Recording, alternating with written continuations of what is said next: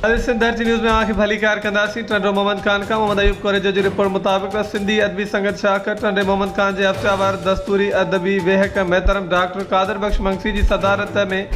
थी गुजरी है। अदबी वेहक में आगा जान, आगा नज़म शरफ निज़ामानी, चौसटो रोशन टंडराई, गज़ल मोहम्मद अली, सारम सुरयो, गज़ल मोहम्मद रमज़ान लगारी, गज़ल अयाज लगारी, गीत वमल खमचंद शर्मा, नसरी नज़म इम्तियाज़ अली रिंद, गज़ल कोमल हासानी, गीत रमान शाह गीत पढ़ियो। अदबी वेहक में पेश कयल नकुर तखलीकन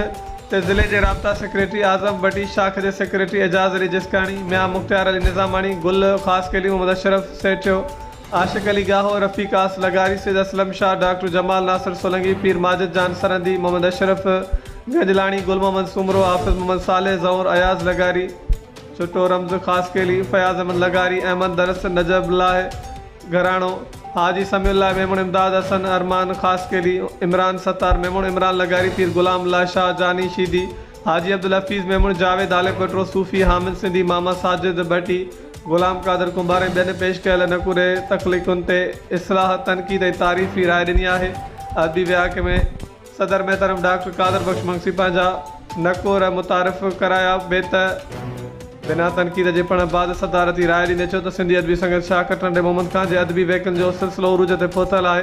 अॼोकी अदबी वेहक ॾाढी ख़ूबसूरत नमूने सां हली असांजे नौजवाननि खे शाख खे बहितरीन नमूने हलाइण जो ढंग बि अचे थो। शाख जे दोस्तनि जी महिनतुनि जो एतिराम बि आहे त ख़ुलूस बि आहे। उमीद त आज़म भट्टी ऐं शाख जे ॿियनि ज़िमेदारनि दोस्तनि जे कावशनि सां ही काफ़िलो रवां दवां रहंदो। वेहक जी कार्रवाई ज़िले राब्ता सेक्रेटरी आज़म भट्टी हलाई। अदबी वेहक जे पुॼाणे ते शाह लतीफ़ जे बेतन सां कई वई, जेको शरफ शाह लतीफ़ जे शाइरी जे पारकू रफ़ीक आस लगारी हासिल कयो।